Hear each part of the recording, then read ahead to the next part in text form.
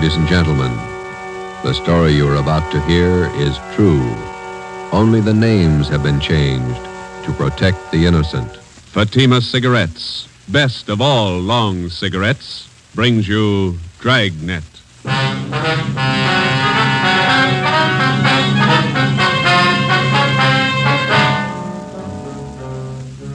You're a detective sergeant. You're assigned to robbery detail. 2 armed bandits have robbed a large jewelry store in your city. One of the suspects escapes. One is apprehended. He's identified as a friend of yours. Your job, send him to prison. If you want a long cigarette, smoke the best of all long cigarettes. Smoke Fatima. Fatima is the long cigarette which contains the finest Turkish and domestic tobaccos superbly blended to make Fatima extra mild. And that's why Fatima has a much different, much better flavor and aroma than any other long cigarette. That's why Fatima is doubling and redoubling its smokers. So, if you want a long cigarette, smoke the best of all long cigarettes. Smoke Fatima. Dragnet, the documented drama of an actual crime. For the next 30 minutes, in cooperation with the Los Angeles Police Department, you will travel step by step on the side of the law through an actual case from official police files. From beginning to end, from crime to punishment, Dragnet is the story of your police force in action. It was Tuesday, February 8th. It was cold in Los Angeles. We were working the night watch out of robbery detail. My partner's Ben Romero. The boss is Thad Brown, chief of detectives. My name's Friday. I was on the way over from the city hall, and it was 8:35 p.m. when I got to the second floor of the Georgia Street Receiving Hospital. Treatment room. Joe, hi. Hi, Doc. Ben, how's it going? Okay. It hurt for a while. Doc gave me an injection. 1/6 of a grain of morphine, Novocaine injection. Bullet still in your shoulder? Doc's about ready to take it out. As soon as I get the wound cleaned, here's the soap and water, nurse. Alcohol sponge, please. How's it look, Doctor? Well, there's the x-ray. Shallow penetrating wound in the deltoid area. Sludge, larger than the soft tissue right here. Oh, yeah. No bone involvement. Okay, the bullet was spent. That's good. Feel okay? Sure. Nurse, methylate applicators, please. Thanks. Let's see now.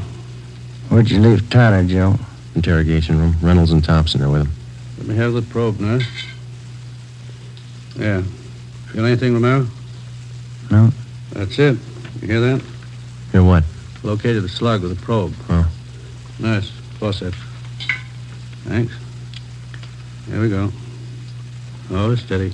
You call your wife? No, she don't worry. Here it is, boys. Want to mark it for evidence? Yeah, give it to me, will you? I will. Nurse, sterile saline solution. Irrigate the wound. No sign of Tyler's partner, huh, Joe? Guy got me? No, not yet, no. Sterile dressings, please. How long did you know this Tyler? Before he went wrong, I mean. I met him in the Army, helped him line up a job when he got out. It's too bad. Sure is funny. Meeting a friend of yours pulled an armed robbery. Must have surprised you, huh? Yeah, kind of. You want me to drive you home when the doc's finished here? Let's go back to the office and talk to Tyler first. Okay. Is that all right, Doc? No. You're staying right here, Romero, till tomorrow morning. If you haven't got a temperature by then, I might release you. Oh, it's only a flesh wound, Doc. I feel all right. I'm not taking any chances with gunshot wounds. If infection set in and you were laid up, I'd have the pension committee to answer to. You're staying here. Sounds like an order. It is. You can pick him up in the P&F ward tomorrow morning. Okay.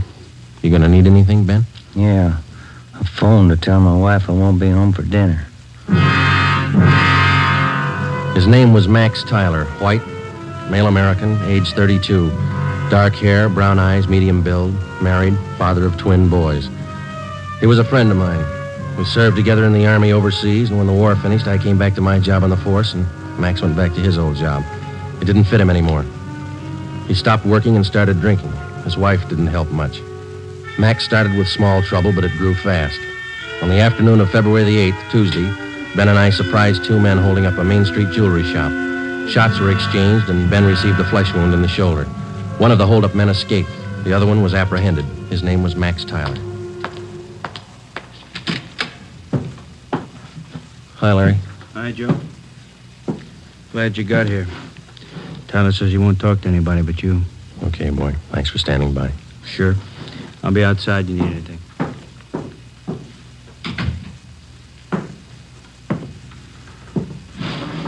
Max, Joe, you're in deep this time. You shot a cop. I didn't. This guy was with me. I didn't fire once. You were in on the job. Yeah. Then don't expect presents. I don't expect anything, Joe. Glad you came back. I don't want to talk to those other cops. I work in the same department they do, same job. Well, it's easier to talk to you. What's your story? I was crazy to try it. No alibis, Joe, but I didn't know what I was doing, believe me. I just didn't realize. I won't buy it, Max. You told me the same thing 14 months ago when they picked you up for those bum checks you were passing. Sure, I hung some paper, but I'm no hood, Joe. You know that. I was drinking. I needed dough for Dorothy and the kids. You gotta believe me. I need a break. You said that before, too. I went to bat for you, got off with 6 months and 3 years probation. Now you turn up with another caper. I know, Joe, I know. I'm sorry. You're sorry once, Max, and it works, but one free ride's enough for anybody. Now, that's it. Did I say I wanted that kind of a break? I'll serve my time, Joe. I'll serve every day I owe. And then what can you tell me you couldn't have told the other cops? I want to ask you a favor. Yeah? I know you're going to hook me on this. So while I'm doing my time, Dorothy and the kids are staying with relatives out in Inglewood. If you'll... Well, just keep an eye on them, you know, Joe. I don't mean dough. Dorothy can work with... Kind of watch out for them, huh? Give them a break, Joe. It's not their fault. Will you do it, Joe? Yeah. Sure, I'll take care of it. Now, you do something for me. Anything you want, guy. Let's have the straight story. Who was the guy with you on that holdup this afternoon? Cresta, George Cresta. You know him. Out of Folsom, short guy, black hair? Yeah. He's got a room above the Red Owl Bar down on East 3rd near Broadway. That's where he hangs out. Where can we find Cresta now? Oh, maybe there. I don't know. I'll give you a list of the places he goes. Some of his friends I've met. He sure roped me in. Said there wasn't going to be any rough stuff. You were carrying an S&W 38. Sure. When they got outside the jewelry shop, Cresta jammed the gun in my hand. I had to put it away, get it out of sight. Believe me, Joe, he roped me into this. It sounds like an alibi, I know. This but is your second time around, Max. It sounds like one. Okay, I got nothing coming. Don't forget about Dorothy and the kids. Huh? I promised you. Now, you want to give me a full statement on the holdup now? Anything you say, Joe. I'll call for a stenographer. Joe. Yeah. I'm sorry. I am. I believe you. You got the feeling too late, that's all. Max Tyler was arraigned in municipal court 2 days later. Bail was set at $10,000. 3 days after that came his preliminary hearing in municipal court. At his arraignment in Superior Court, 5 weeks after he'd been apprehended, Tyler entered a plea of not guilty. A date was set for his trial in Superior Court. Meantime, the hunt for George Cresta, Max's accomplice, went on. There wasn't a sign of him. Our informants had no lead on him, and the all-points bulletin containing all the information we had on Cresta brought in nothing. On Monday, March 22nd, the trial of Max Tyler was held in Superior Court. Ben and I were subpoenaed to appear. The victim of the holdup, the jewelry store manager, was the first to testify. He was questioned by both the prosecutor and the counsel for the defense. He left the stand at 11:25 a.m. If it please, Your Honor, Counsel for the defense. before the next witness testifies, I'd like permission to approach the bench. Permission granted. Counsel for the prosecution may also approach. Wonder what that's all about, Joe. Something's up. Hello. Judge is shaking his head. Public defender's going back to the counsel's table. Counsel for the defense. Your Honor, it is my client's desire to change his plea to guilty. Defendant rise and face the court. Max Tyler, is that your true name? Yes, Your Honor. On the 12th day of March of this year, in Superior Court, Department 83, City and County of Los Angeles, State of California, you've heretofore been arraigned on the charge of robbery in the first degree. At that time, you pled not guilty to the charge in question. Is it now your desire to change that plea? Yes, sir, it is. You've reached this decision of your own free will. Yes, I have. There's been no force employed, no promise of gratuity or reward to induce you to reach this decision. No, sir. Counsel for the prosecution. Yes, Your Honor. Max Tyler, on the 12th day of March of this year in Superior Court, City and County of Los Angeles, State of California, you are arraigned on the charge of robbery in the first degree. That time you entered a plea as set forth in this information. How do you now plead? Guilty or not guilty? Guilty. Is it stipulated that at the time of the commission of the robbery, the defendant was armed with a deadly weapon, to wit, a revolver? So stipulated. court to fix the degree of robbery as robbery of the first degree. Your Honor, in the interest of justice, the people move to dismiss count 2, assault with a deadly weapon. At this time, Your Honor, the defendant waives time for sentencing and asks that he be sentenced immediately. Just a moment. Max Tyler, it's the judgment of this court that on the 8th day of February of this year, you did enter the premises at 23108 East Main Street in the city, and there did attempt the felonious taking of personal property in the possession of another from his person in immediate presence and against his will. Further, said attempt was made while you were armed with a dangerous and deadly weapon. Max Tyler, this court finds you guilty of robbery in the first degree. Count 2 is dismissed. Does it, Joe? Decision of this court that you be returned to the county jail. The sheriff will transfer you to the state penitentiary where you will serve the sentence as prescribed by law. Court recessed for 15 minutes. Hey, Joe. Miss Tyler over there, she's taking it pretty hard. Yeah, come on, we better go see her. Hello, Dorothy. I love him, Joe. What am I going to do without him?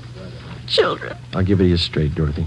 You didn't do much to keep Max out of this. You drank right along with him. You don't Joe, deserve those kids. That's my opinion. Please, I know it. Don't make it any harder. Don't. I'll do anything I can for the kids, Dorothy. That's all. What am I going to do without him? I can't be all alone without Max. It's not right. It's not right. Neither's armed robbery. Goodbye, Dorothy. Before the end of March, Max Tyler was delivered to San Quentin State Penitentiary, where he started serving his term. His wife, Dorothy Tyler, got a job as a telephone operator. She and her children continued living with their relatives down in Inglewood. I helped them out whenever I could. 6 months went by. Every 2 weeks, faithfully, Tyler wrote me a letter from prison.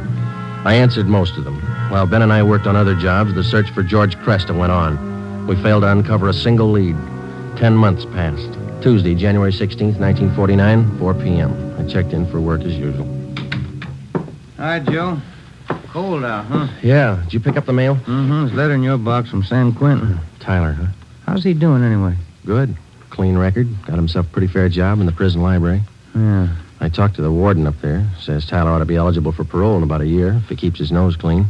You going to bat for Tyler again?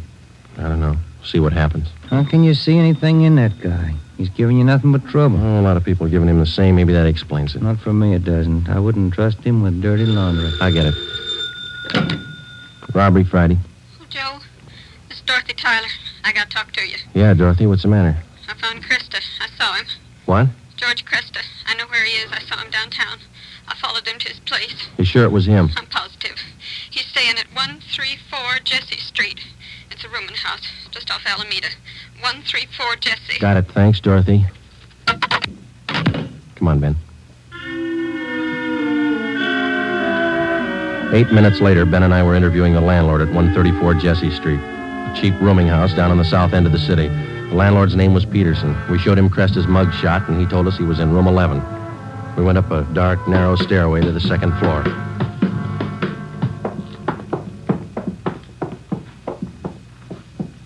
And here we are, number 11. All right, stand clear. I'll try the door. Mm-hmm. It's open. Yeah. Joe, have a look. He's asleep. He's passed out. Come on, slip the cuffs on him.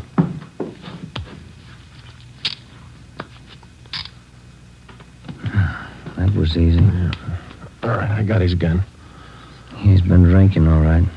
He'll have a big hangover. He'll have a long time to get over it.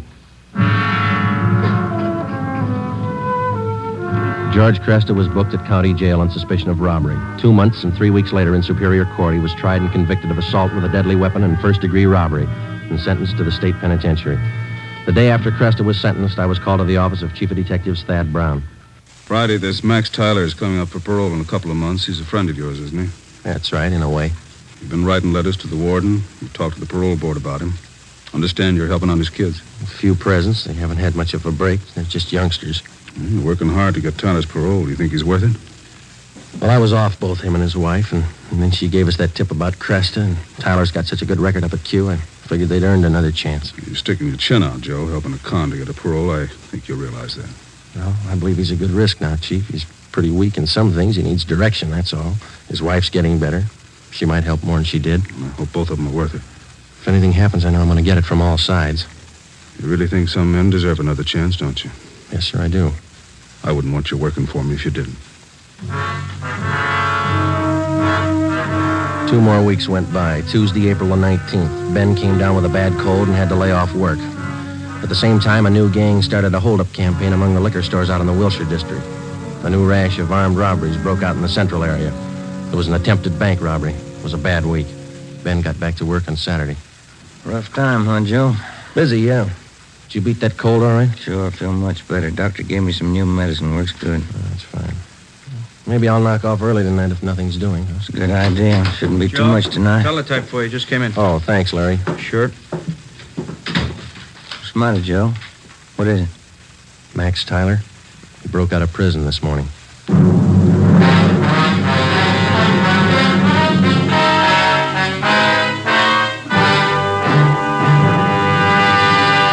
You are listening to Dragnet, authentic stories of your police force in action. And now, here's an authentic report from Fatima Cigarettes. In 1949, Fatima doubled, tripled, and quadrupled its smokers. In 1950, enjoy Fatima yourself. You'll find Fatima extra mild. Because Fatima is the long cigarette which contains the finest Turkish and domestic tobacco superbly blended to make Fatima extra mild. You'll find Fatima tastes much better. Fatima's superb blend gives you a much different, much better flavor and aroma than any other long cigarette. You'll find Fatima tops in cigarette quality. Fatima has always stood for the best in cigarette quality. For a new year of great smoking enjoyment, buy Fatima in the appealing golden yellow package. You'll agree, Fatima is the best of all long cigarettes.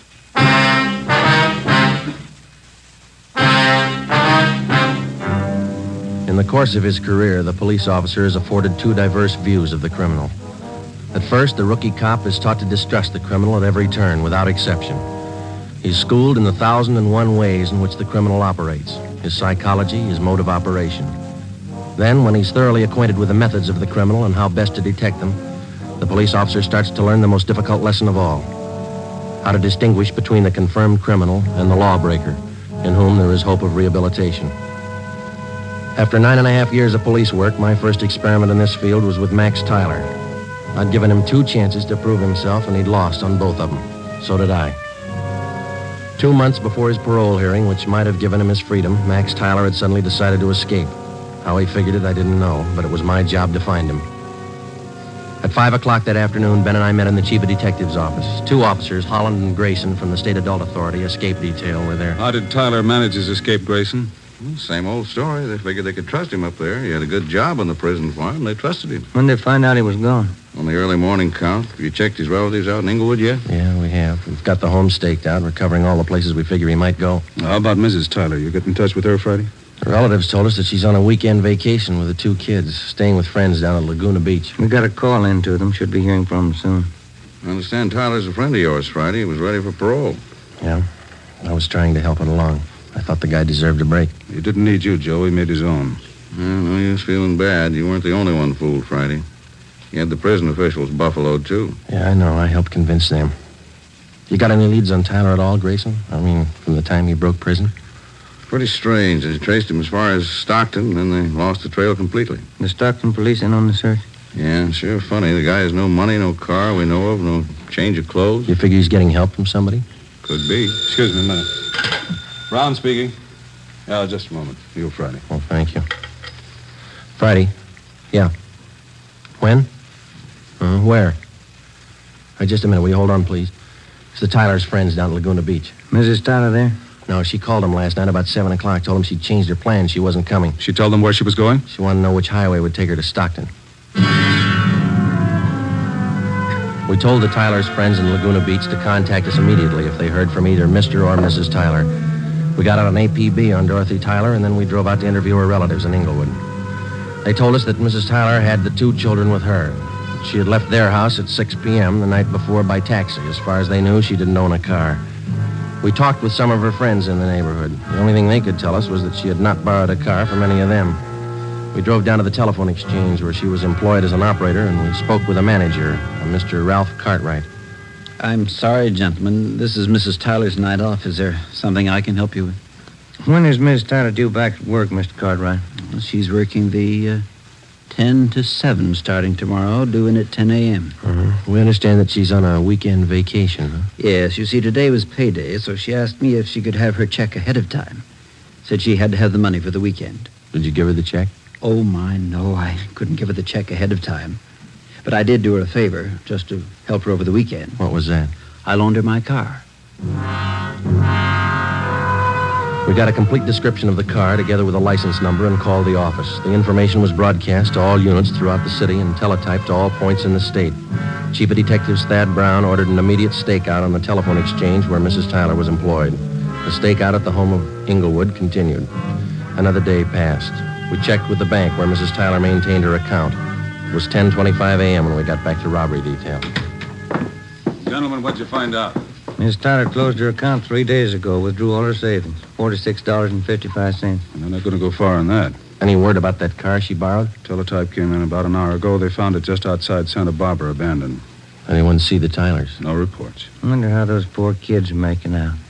He must be crazy, and his wife, too. If she was going to help him pull an escape, why'd she have to drag the kids along? That's the way some parents figure, Friday. They owe their children nothing. The children owe them everything. Call for you, Friday. Take it on 2. Oh, thanks, Larry. Friday. This is Hopkins, Friday, on stakeout, the phone exchange. Yeah, Bert. Tyler woman came for a check. We got her.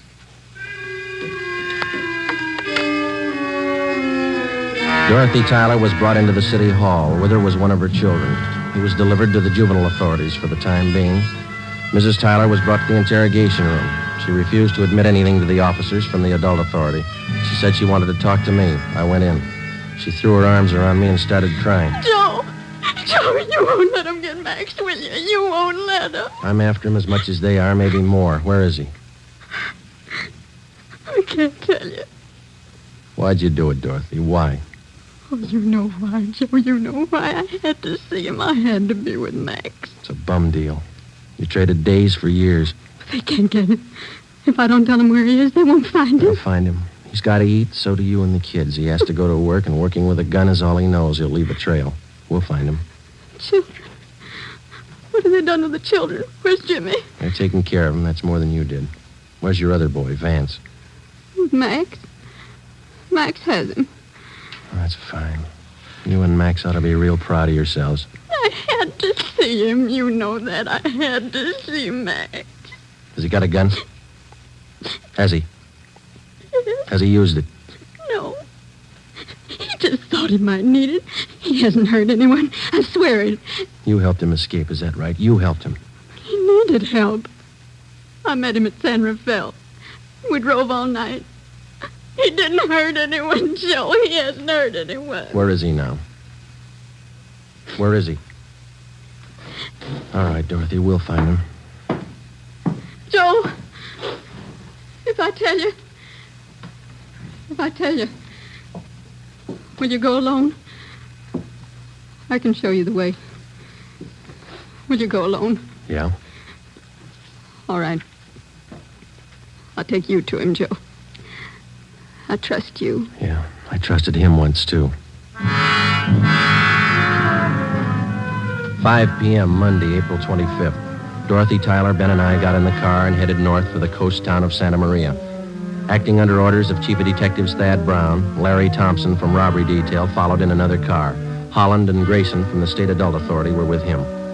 It was 10 minutes past 8 when we drove through the town of Santa Maria. Just outside the city, Dorothy Tyler directed us to turn off onto a dirt road. We drove about 2 miles. She told us to pull up. Across that field. Shack by those trees. Lonely out here. I'll go with you, Joe. Maybe Max won't understand. Oh, you stay here. Joe, that car stopped here. It's cops, Dorothy. It had to be. They won't shoot unless Max does. But you promised. You said you'd go alone. I'll go alone. Friday? Hello, Grayson. Where is he? She tell you? That shack over there across the field by that clump of trees. He's got one of the kids with him, that right? Yeah, he won't be any trouble. He's armed. The cons up at Quentin say he won't be taken alive. They say he'll shoot it out. They talk a lot. You better let us take him. You're not getting paid for this one. I'll take him alone. I made a promise. That guy in the shack's in the habit of breaking promises. I keep mine. Keep an eye on Miss Tyler, will you, Ben? Thompson's watching her. I'm coming with you. I told her I'd go alone. There's 2 doors, front and back. Which one you going in? Front. I'll be around back. Careful, Joe. Yeah. I'll be right back, Grayson. I started to cross the field. The shack was about 100 yards from the road. The field was uncultivated, and I wasn't sure of my footing. I stumbled over a tree stump. Halfway across the field, the lights in the shack went out. Who's that? Who is it? It's me, Max. Joe Friday.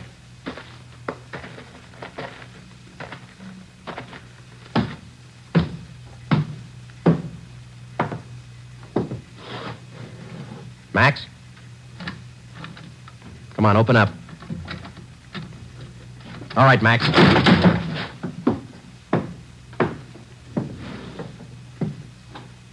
Why the gun, Joe? I never thought you'd take me with a gun. I never thought I'd have to kick down a door to get you. You've changed a lot, Max. How'd you find me, Dorothy tell you? Where is she?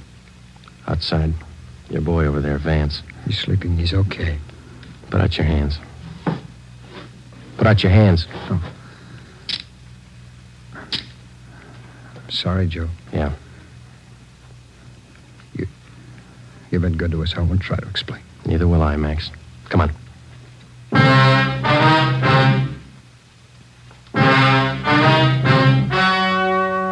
The story you have just heard was true. Only the names were changed to protect the innocent. On June 2nd, trial was held in Superior Court, City and County of Marin, State of California. In a moment, the results of that trial. It's amazing how many long cigarette smokers are changing to Fatima. Here are the actual figures. New York Division. Fatima sales up 132%. Los Angeles Division. Fatima sales up 545%. St. Louis Division. Fatima sales up 548%.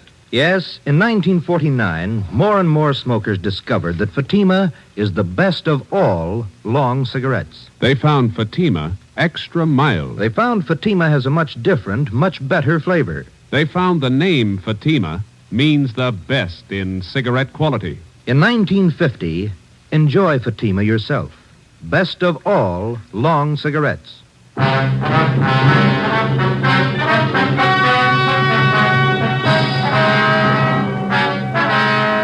Max Tyler pleaded guilty to the charge of escape and was sentenced to the term as prescribed by law. He was returned to San Quentin and then transferred to Folsom Penitentiary, where he is now serving his sentence.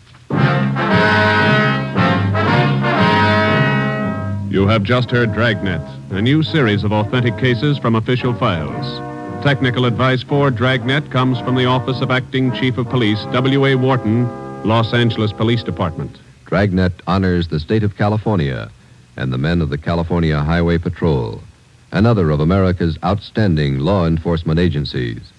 One of these men, Highway Patrol Commissioner Clifford E. Peterson, outstanding administrator and educator in the field of law enforcement, dedicates his life to making yours more secure. Fatima Cigarettes, best of all long cigarettes, has brought you Dragnet from Los Angeles. Be sure to hear Mr. and Mrs. Ronald Coleman in the Halls of Ivy starting tomorrow on NBC.